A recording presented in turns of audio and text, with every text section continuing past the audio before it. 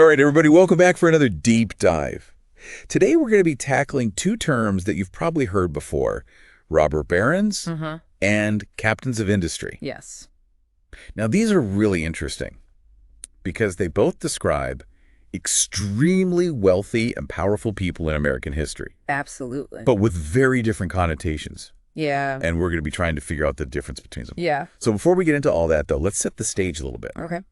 These terms were most commonly used to refer to a group of very, very wealthy individuals who rose to prominence during a period in American history known as the Gilded Age. Right. Now, the Gilded Age roughly spanned from the 1870s to the turn of the 20th century. Yeah. And it was a time of rapid economic growth and industrialization. Absolutely. A lot of new technologies were emerging, things like railroads, factories, steel production, all of that kind of stuff. Yeah, it really sort of set the stage for the modern industrial economy that we have today. Yeah. Yeah. I mean, it's really striking to think about how much change happened in such a short amount of time. Right. You know, you go from kind of like this agrarian society to, massive cities, factories everywhere. Yeah. And a lot of that is driven by the people that we're going to be talking about today. Yeah, so these individuals amassed huge fortunes during this period. Right. But the way they did it and the impact it had on society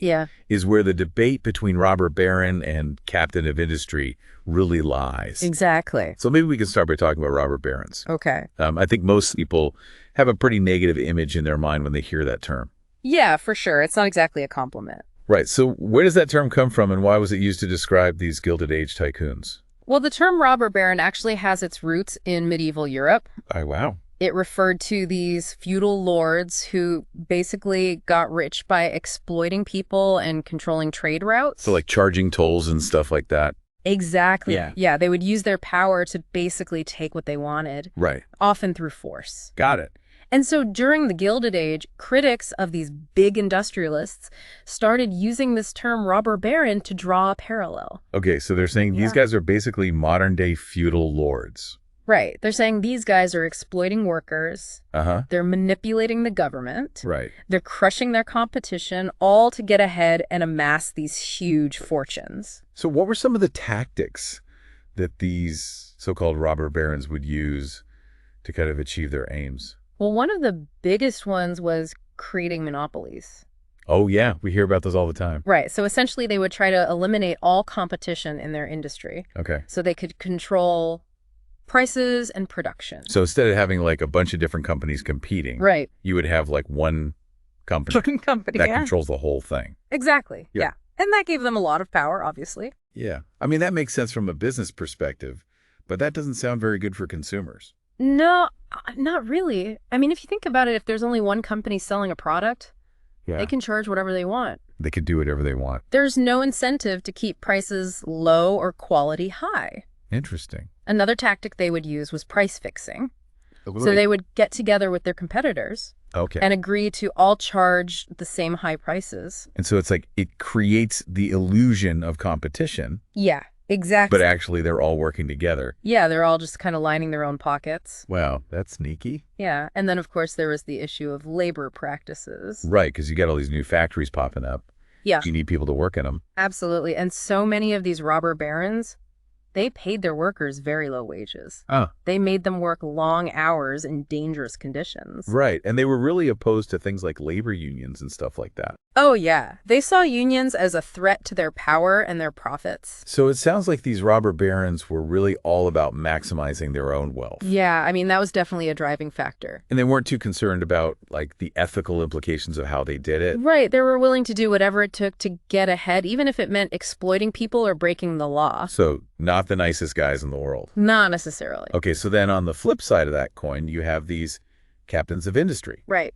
Now, these are also incredibly wealthy and powerful individuals, but they're seen in a much more positive light. Yeah, they were often portrayed as these visionaries and philanthropists. Okay, so what made a captain of industry different from a robber baron?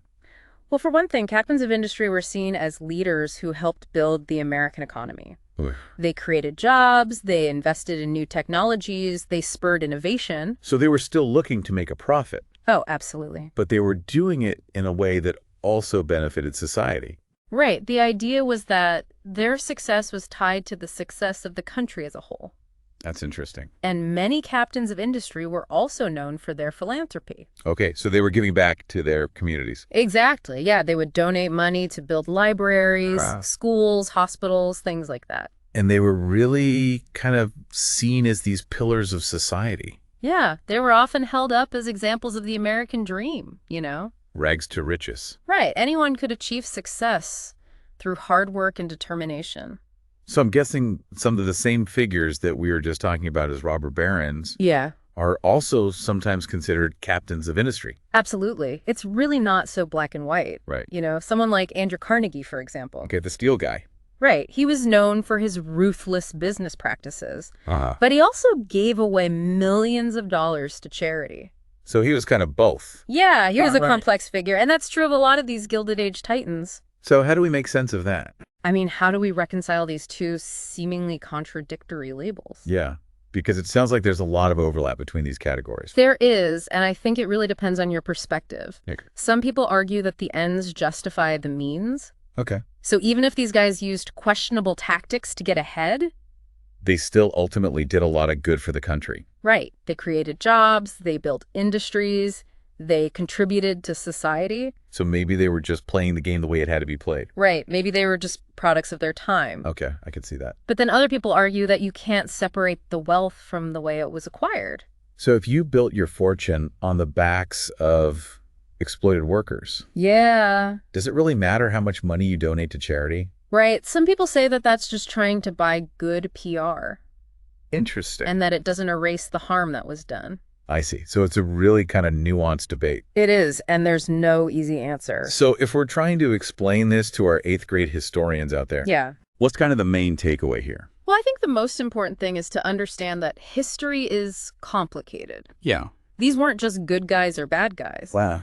They were complex individuals who made both positive and negative contributions to society. Okay. And I think it's up to us to look at the evidence and decide for ourselves how we want to judge them. So it's not about picking a side. Right. It's about understanding the context and the complexity of the situation. Exactly. And I think that's a really valuable lesson to learn, Thank no matter what period of history you're studying. Well, I think that's a great place to leave it for today. Thanks for taking us on this deep dive. Of course. And for all of you listening out there, keep thinking critically about history.